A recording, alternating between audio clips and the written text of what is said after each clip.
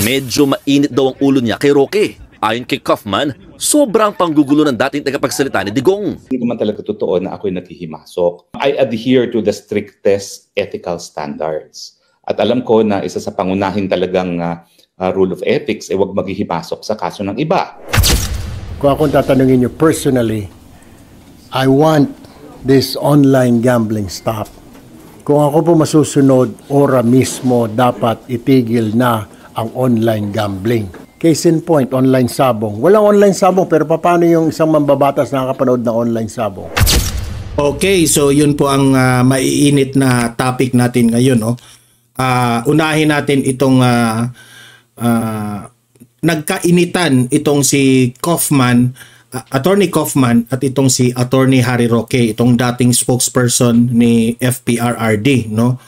Na sabi doon ng si Attorney Kaufman na wag makialam sa kaso ni Duterte.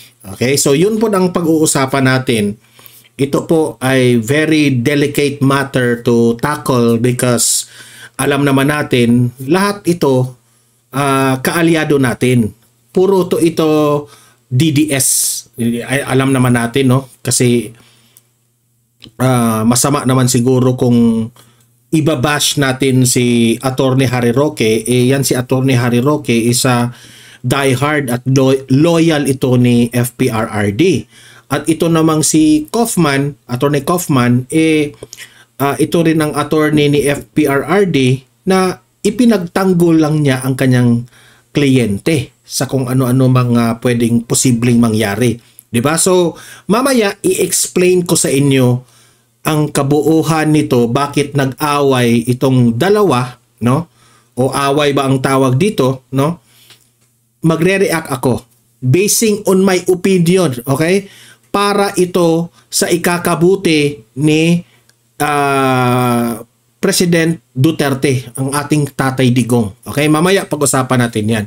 At ito, pangalawa nating pag-uusapan, sobra pong lumala na ngayon itong online gambling. Kaya itong si Erwin Tulfo ngayon, sa kanyang press briefing, ay talagang kung siya ang tatanungin ay gusto niyang i-eradicate itong online gambling. Alam nyo, dito sa Donmar TV, hindi natin ikinampanya itong si Erwin Tulfo. Kasi po, kaalyado ito ni Bongbong Marcos sa kanyang bagong Pilipinas.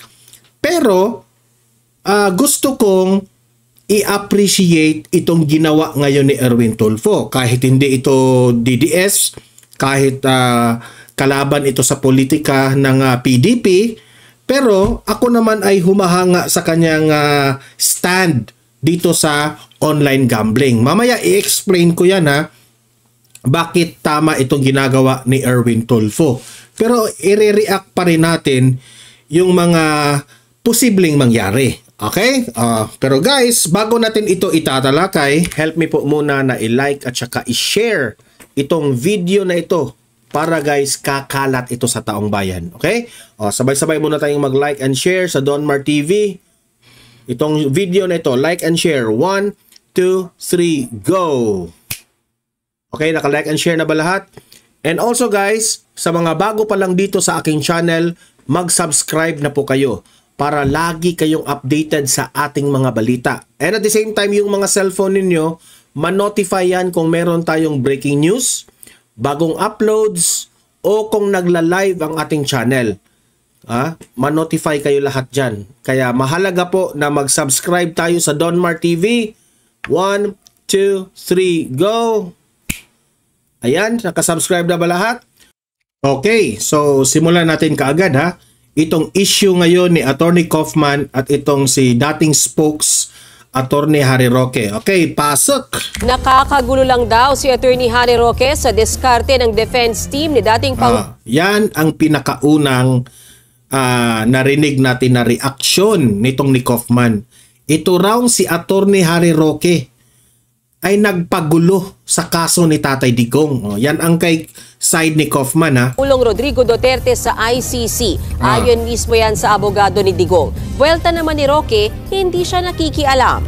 Pero, dinipensahan ni Roque.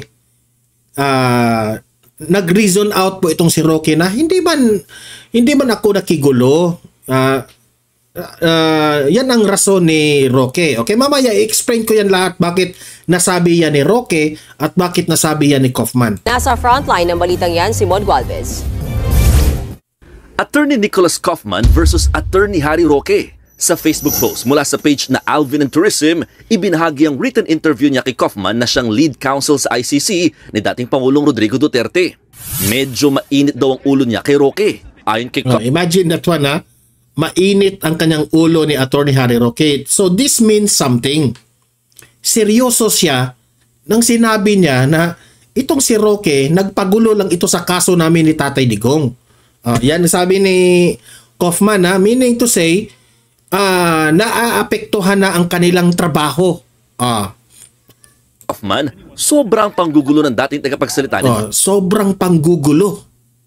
Ha? Siya na mismong nagsabi niya na si Kaufman, ha? Digong, kesyo sinubukan pa rin itong idemanda ang Dutch government para makalabas si Duterte. Sa isa sa mga vlog siguro ni Attorney Harry Roque, nabanggit ni Attorney Harry Roque na ididemanda ang Dutch government. Ako lagi naman ako nakasubaybay kay Attorney Harry Roque, ha. I think narinig ko rin ito na sinabi ni Attorney Harry Roque, pero nakalimutan ko na meron palang ganyan na I think nasabi yun ni Attorney Harry Roque out of frustration niya sa kalagayan ngayon ni Tatay Digong, no? So alam niyo naman na itong attorney ni Tatay Digong is medyo ang kultura nating mga Pilipino sometimes hindi lahat maiintindihan. Okay, mamaya explain ko yan. Gusto kong unawain si Kaufman, eh. Gamit ang isang crazy scheme na halos ikapahamak pa rin ng buong defense team. Dahil sa ginawa ni Attorney Harry Roque, napapahamak na yung trabaho nila, ha, sa defense team ni Tatay Digong, itong mga attorney ni Tatay Digong. Nang malaman pa raw ng Dutch lawyer na pugante si Roque, pinutol na nito ang contact sa dating presidential spokesperson. Dagdag pa ni Kaufman, walang may gusto kay Roque. Hindi raw interesado sa kanya. Imagine that one, grabe na itong comment niya patungkol kay Roque, okay? Niya sa Duterte o kahit sino sa kampo nito.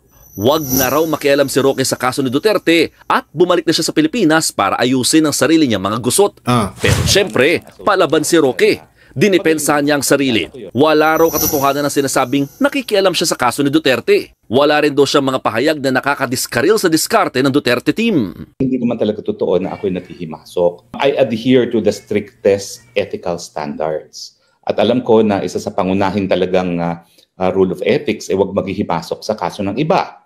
Inamin din ni Roque. So, ano si Roque, ha? Dinipensahan niya ang kanyang sarili. Attorney siya, alam niya, eh. So sabi niya, alam ko naman yung limitations ko. Sa Code of Ethics, alam ko kung hanggang saan lang ako. Bumanat itong si Roque sa Dutch government na siguro itong mga attorney ni Tatay Digong is very sensitive about this. Okay? Kasi sa atin sa Pilipinas, nakasanayan na natin, eh. Anytime pwede natin batikusin yung gobyerno natin, di ba? Pero dito, sa The Hague, sa Dutch, sa tingin ko naman, they don't practice that kind of ugali siguro. Na pati itong si Kaufman, na iniisip niya, ha, ipagtanggol ko itong si Tatay Digong. So paano ko ngayon ito ipagtatanggol na here comes a Filipino spokesperson pa ni FPRRD, ito yung nagpagulo sa aming diskarte. Parang ganun yung nangyari, ha. Mamaya, i-conclude ko itong pangyayaring ito, ha. Okay, naginusto niya rin maging miyembro ng legal team ni Duterte. Pero hindi na nga ito natuloy dahil sa personal niyang issue. Pag sinabi mo actually, nag-giveaway si Roque dyan, eh.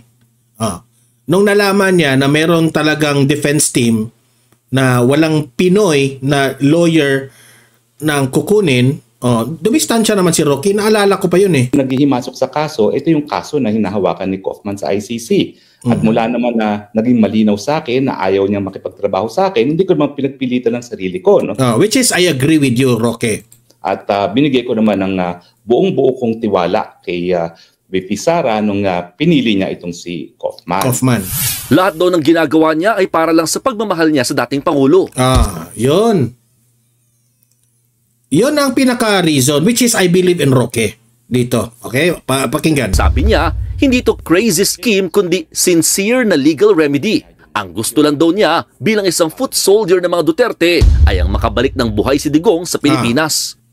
Samantala, tinutulan ng Office of Public Counsel for Victims ng ICC ang hiling ng kampo ni dating Pangulong Duterte na ipagpaliban ng desisyon kaugnay ng jurisdiction. Ayon sa kanila, wala itong sapat na batayan at hindi makakatulong sa interes ng mga biktima. Dagdag pa nila, ang matagal na paghihintay ay lumalabag sa karapatan ng mga biktima na magkaroon ng legal na katiyakan at makilhok sa proseso. Hiling ng OPCV, hustisya, hindi delay.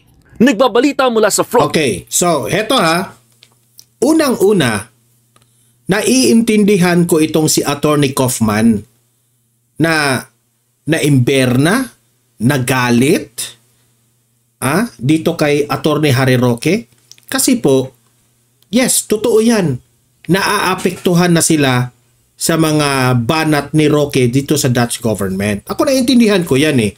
Kasi imagine na meron kayong diskarte kung paano nyo papanaluhin itong si Tatay Digong sa kasong ito. Tapos, here comes si Attorney Harry Roque, banat rin ang banat ng kung ano-ano. Okay? So, naturalmente, magalit talaga si Attorney Kaufman. And I understand about that. Kasi po, unang-una, si Kaufman at itong si Attorney Harry Roque, hindi ito magkaibigan. They are not close. Parehas silang attorney. Pero siya lang ay dayuhan. Si Attorney Harry Roque is a Filipino attorney. Okay? So, hindi talaga sila magkaunawaan. Also sa kultura ng Pilipinas. Alam naman tayo mga Pilipino, di ba? Sometimes lumalabas yung pagka-Pilipino natin eh. Prangka na talagang kung ano yung sasabihin, talagang sasabihin natin.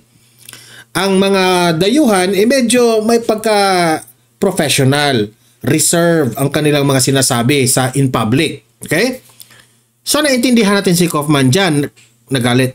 Dito naman, kay Attorney Harry Roque, maiintindihan ko rin si Attorney Harry Roque kung bakit nakapagmura siya dito sa Dutch government.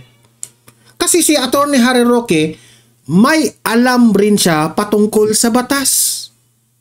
To the point na banat na lang ng banat itong si Attorney Harry Roque na sometimes hindi na namalayan ni Attorney Harry Roque na nakakasira na siya ng diskarte dito sa mga defense team ni Tatay Digong. So, how do I conclude this issue? I therefore conclude na may mali na dapat nating itama. Ano ang mali? Ang mali dito is, ang mali naman ni Attorney Harry Roque is hindi niya sinasadya. Yan ang una na na-observe ko. Hindi niya sinasadya. Kasi po, kung si Attorney Harry Roque is very passionate sa kanyang pagiging loyal kay Tatay Digong, sa kanyang pagiging dating spokesperson ni Tatay Digong. Kasi kilala niya si Tatay Digong eh. Kahit sinong tao na makilala mo talaga ang tunay na pagkatao ni Tatay Digong, magiging loyal na kaalyado. And I know deep in my heart na itong si Attorney Harry Roque, hindi niya tatalikuran itong si Tatay Digong. Okay? But because how passionate he is sa kanyang pagkampi kay Tatay Digong, sometimes na siya? Lumabag na siya sa limitasyon. Okay? So, ang payo ko lang kay Attorney Harry Roque, siguro maayos ito Mag-ano na lang, magprangka kang mag-sorry kay Kaufman na nasabi ko ito, hindi ko intensyon na gibain ang diskarte niyo, kundi I am just passionate kay Tatay Digong. Mag-sorry, konting sorry na yan, mauunawaan niya ng mga dayuhan eh. 'Di ba? At si Kaufman naman, sana wag naman sanang salita sa media kung ano-anong sasabihin niya tungkol kay Attorney Harry Roque. Because Filipinos are very sensitive, especially na yung pinagsabihan niya ay isa sa mga kaalyado ni Tatay Digong. Okay? So, alam nyo naman, ang mga foreigners is very also prim and proper at prangka rin. Masakit kapag sila ang magprangka eh. So, ang maipapayo ko rin kay Kaufman, sana instead na aawayin niya si Attorney Harry Roque in front of the media, you might as well tawagan mo si Attorney Harry Roque na, sir, in Tagalog, magpreno ka sana sa mga vlogs mo o sa pananalita mo in public kasi po nakakasira ka ng diskarte namin. Magprangka siya kay Roque. Hindi yung sasabihin na lang niya in public and it will cause, alam nyo naman, matutuwa na naman yung mga dilawan at itong mga loyalista. Yun naman ang ikakasayan nila eh. Di ba? So, yun lang ang akin. At si Attorney Harry Roque naman, if you have time na tawagan mo si Kaufman o kung ano man to say what you wanna say to them, do it, di ba? O kung i-reject ka, at least nag-approach ka sa kanila. Yun lang. Kasi kung ang goal natin dito ay makalabas si Tatay Digong, no? Lunukin natin ang pride natin at ego natin. Di ba? Ako naunawan ako kasi itong si Kaufman, syempre, na ano na rin ito na-stress na rin ito sa kalagayan ni Tatay Digong, plus heto pa si Roque, no? May nabanggit pa, is lalong out of frustration yung ika nga. Okay? So yun ang ano ko dito. Yun ang basa ko dito sa kanilang awayan. At mas lalo pa ito ngayon na kinagat ito ng mga mainstream media. Kasi paborito itong ibalita ng mga mainstream media na mag-away-away na ang mga kampo ni Duterte. Yan ang paborito nila. Kasi kagaya rin yan natin, di ba? Paborito rin natin na mag-away-away na si BBM at si Tambaluslos. Pariyan lang yan. Okay? So, yan lang ang sa punto ko dyan, no? Yan ang punto ko. Kasi maliit na bagay lang ito pero Roque, so may chance ka na next time na every time magkomentaryo ka sa kaso ni Tatay Digong, ano mo muna, tingnan nyo muna yung mga pinagsasabi mo kung wala ka bang inaapakan, di ba? Yun lang ang sa aking payo dyan. Okay? So, I hope mare-resolve na po ito. Okay? So, punta na tayo dito kay Tulfo. Okay? Itong si Erwin Tulfo. Pakinggan muna natin ang speech niya, ha? Tapos magre-react tayo. Okay? Tulfo, pasok! Ay, wala ka pala. Since I'm the appointed as the chairman of the Committee on Games and Amusement, everybody is waiting for official statement from the committee. I would prefer, though, to make a statement upon consulting with the vice chair and the members of the committee. I am speaking for myself, not the committee itself, because we haven't convened yet. Hindi pa kami nagkita-kita, hindi pa kami nag-usap. I also want to hear their side. But if I can have it my way, kung akong tatanungin nyo personally, I want this online gambling stop. Kung ako po masusunod, ora mismo dapat itigil na ang online gambling. Because of the fact, masama na po ang nangyayari. May mga bata na hindi na nag-aaral. May mga pamilya na naghihiwalay. May mga baon na sa utang. Hindi na umaabot sa bahay ang sweldo. Naghihiwalay ang pamilya, nag-aaway-away. Actually, sa totoo lang ha, buti pa itong si Erwin Tulfo, may common sense. Nung in-interview itong si Ralph Recto, sabi niya, hindi raw nabanggit ni Bongbong Marcos ang online gambling sa kanyang zona dahil pinag-isipan pa raw ng Malacanang kung ito ba ay i-eradicate or not. Sabi ko, common sense. Sabi pa ni Erwin Tulfo, ang dami na po mga biktima rito. Kailangan pa bang pag-isipan yan, Malacanang? Di ba? Sobrang babaw po ang rason ni Ralph Recto actually. Halatang halata na pinagtakpan lang niya si Bongbong Marcos. Tama, mamaya mapakinggan nyo ang sinabi ni Erwin Tulfo na sobrang dami ng pamilyang nasira. Sobrang dami ng nalulong sa utang dahil dito sa mga online gambling na ito. Yung iba gumagawa ng krimen dahil lang para lang magkapera, para may panglarong simple. Ralph Recto naman. Dapat pa bang pag-isipan yan? Kasi ang reason niya, malaki raw yung revenue dito. Yun kasi pera-pera lang kayo. Kayo may pera na kayo eh. Itong mga pobre nating mga kababayan na lulong sa gambling, wala kayong pakialam. Sus ko. Buti pa itong si Erwin Tulfo, may utak eh. May mga karamihan hindi na nagagawa ang trabaho. Take the case of that lawmaker na nahuli, nag-online sabong. Yung isa, card games. Nakakahiya naman. Ang doon, ang nakaka-imber na doon, sumasagot pa. Dine-deny pa niya yung kongresista. Ay, naku. Rumarason pa kasi. Na hindi daw siya naglalaro. Nanunood lang daw siya. Hindi naman kami pinanganak kahapon. Ay, naku. We have to stop this. This is getting serious by the day. So online gambling must, not should, must be stopped.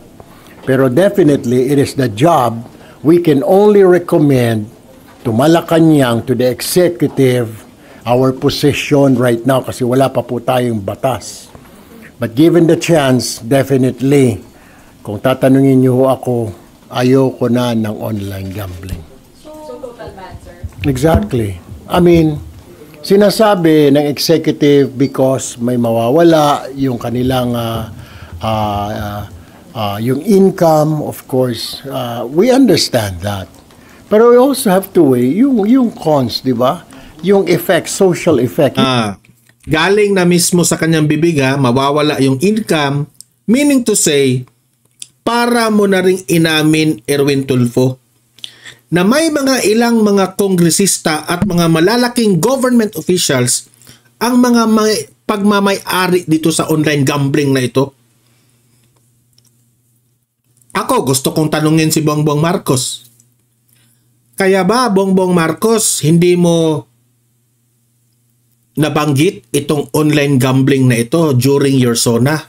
Kasi meron kang mga kaibigan na pagmamay-ari dito sa online gambling?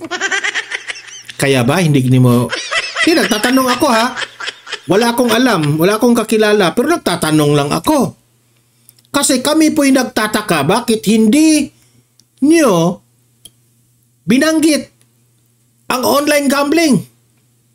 Sana nagsigawan rin itong mga kongresista na manhid kung binanggit mo yun.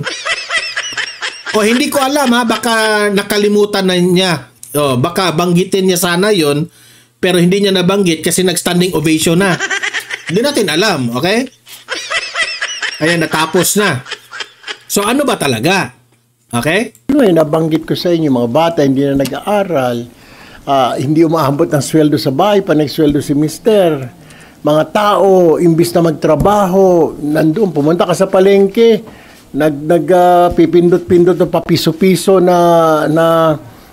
sa slot machine, yung scatter. Yan ang mga uso ngayon eh. Scatter, sabong.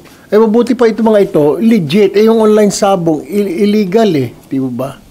Sir, so pag nag-meet po kayo sa committee, bukas na. Hello. Check. Ito na. Sir, pag nag-meet kayo sa committee, as chair, you will recommend to conduct hearings on online gambling? I would like to hear sa lahat ng member, what's their opinion? What do you think? Lahat sila tatanungin ko. For now, kasi I believe I had Senator Bongo and Senator Bato del Rosa as vice chair, and then Senator Rafi as member. Ayaw ko sino pa magpapalista. And I'll Sir, siguro ako dyan, si Bato at si Bongo. Papanig yan sa inyo. Sabihin ko sa inyo yan, basta mga totoong tao eh. Definitely ask them anong position. Because I will tell them up front my position is. And I will say, ito ang problema natin ngayon, di ba? We need to stop this.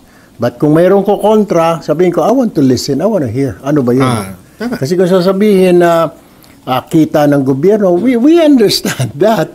Pero kung mas marami naman yung negative. Kung i-compare natin ang kita ng gobyerno at ito mga namamatay nating mamamayan dahil sa gambling na yan, di ba? Paano yung kita natin na sobrang laki, pero may mga napapahamak rin ng mga pamilya? Siguro naman mas pipiliin natin. Because we are serving for the Filipino people, not for this revenue sa gambling. Diba? O yung Pogo, mamaya i-explain yan ni Erwin Tulfo. Yung Pogo, in-eradicate nyo. Na mga nabibiktima sa Pogo, mga dayuhan. Pero itong online gambling na ito sa Pilipinas, ang mga nalulong at mga nabiktima dito, mga Pilipino. Ano kayo ngayon? Ang hirap kasi sa atin, basta pera na, mga katsing-katsing na yung pumapasok sa bulsa natin, nabubulag na tayo. Baliwala na lang natin yung mga Pilipino nating mamamayang taong bayan ang maghirap dahil dito. Kakaloka kayo mga government officials eh. Effect sa positive, pati ba patitigil, di ba? Maraming nasisira ang buhay, nalululong, nagkabaon-baon sa utang. Hindi na nag-aaral, yung sinanla ng mga gamit sa bahay, things like this, di ba? So, and siguro kailangan talaga pag-usapan, alright? Dahil, alam ko sa executive, we have to convince executive habang wala pang batas. Now, sir, we have to stop this. We've heard naman the pronouncement of the president. Tama naman siya. Pag pinutol natin, sabi ng PAGCOR, mag-underground. Case in point, online sabong. Walang online sabong, pero paano yung isang mambabatas na nakapanood ng online sabong? Bawal yun.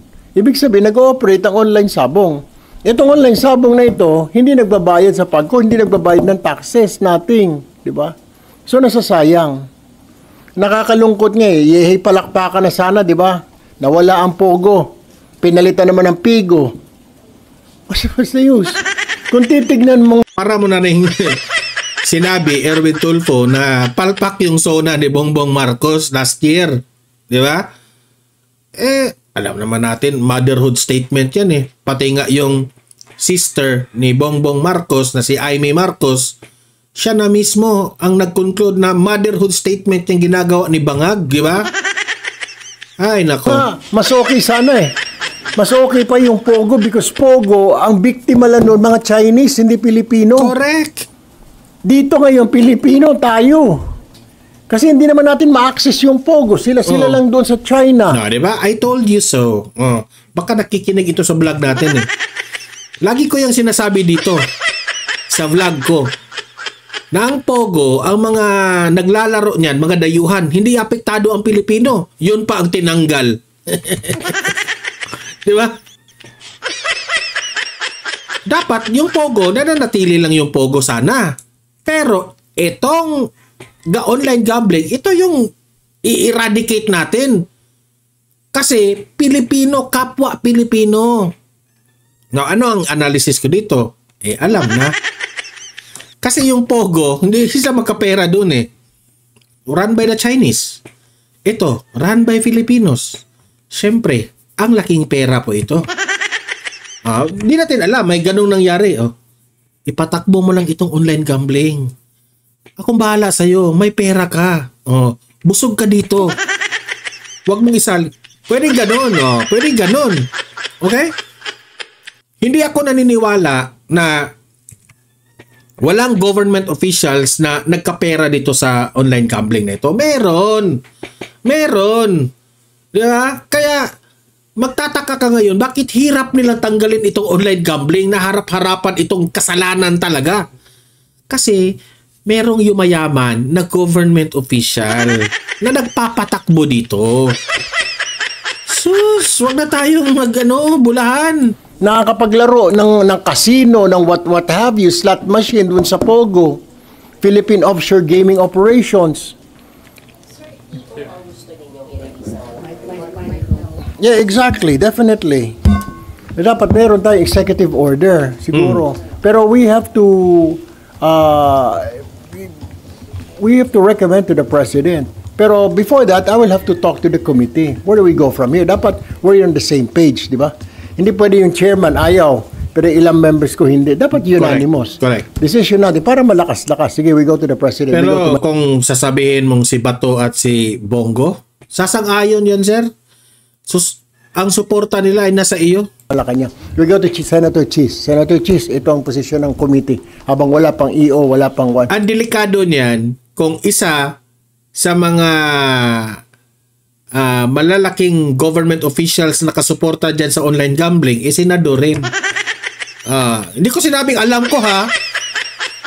Kasi wala talaga akong alam kung sino ang mga government officials ang may hawak nitong online gambling na ito. Kasi nakasanayan na yan.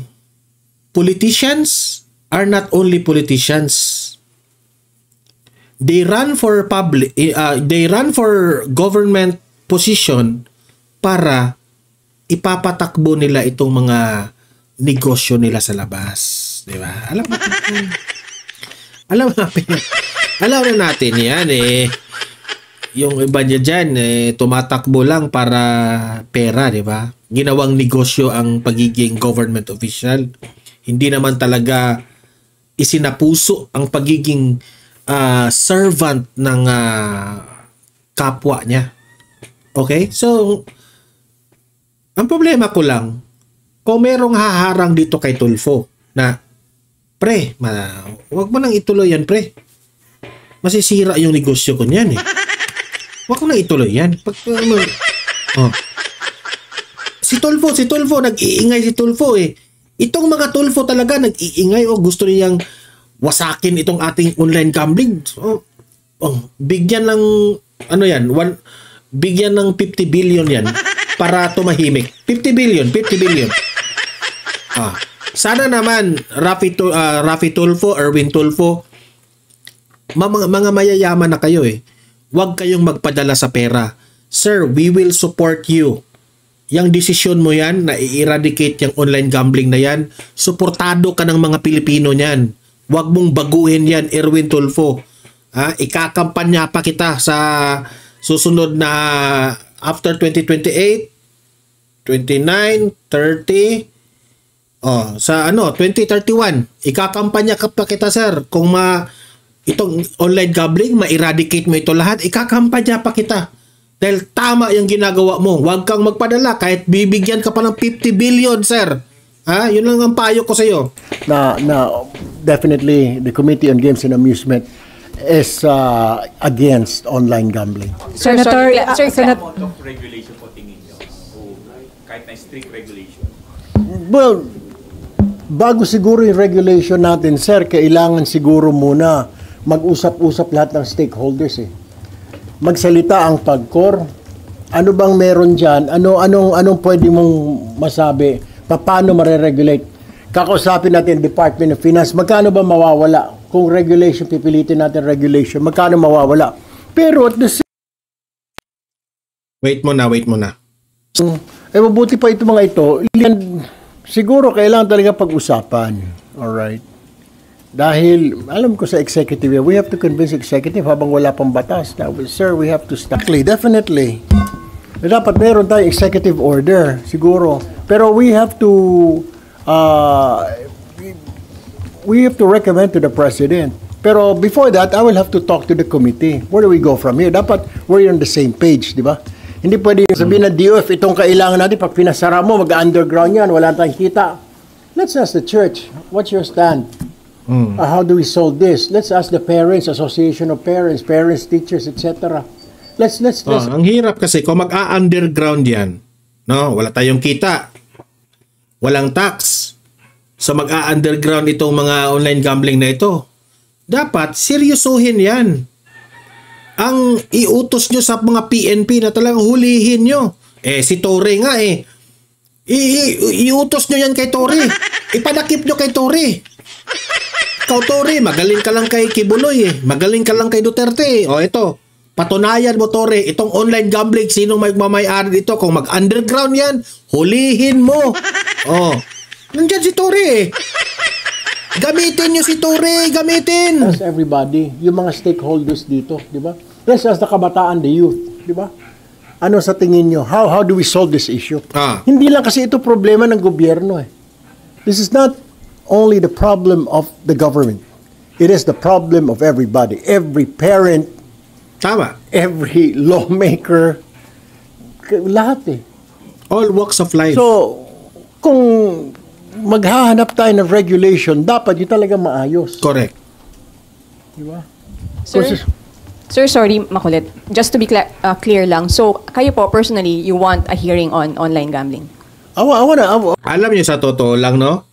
Bakit iba itong online gambling compared to this mga casino na pupunta? Sa mga casino kasi, ang mga pumupunta doon sa casino, mga mayayaman. Kung ikaw ba naman, no? Ano ka lang, moderate lang yung pagkayaman mo. Middle class ka lang. Hindi ka pupunta na casino. Di ba? Pupunta ka pa ng Cebu o kung saan yung casino, sa Las Vegas o kung saan dito sa Maynila, dito sa Luzon, may mga casino. Pupunta ka pa at kailangan may dala kang pera. Dapat mayaman ka. Pero itong online gambling na ito yung the difference, ang different view ng online gambling is maa-access ito ng all walks of life. Mahirap, pati nga mga pare at madre nag-scatter. Pwede rin mga bata. Yung mga bata mga grade 5, grade 6, meron ng mga nag-scatter kasi ma-access lang sa telepono. Yan ang sinabi ko. Iba ito sa talagang sugal ng casino. Okay? Mas malaki ang kita nila dito.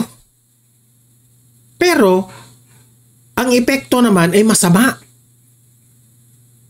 Bahala na yung mga mayayaman sa casino kung malulong sila doon sa pagkano nila. Kasi mga mayayaman yun Kung mawala sila ng mga millions, at least mayaman sila.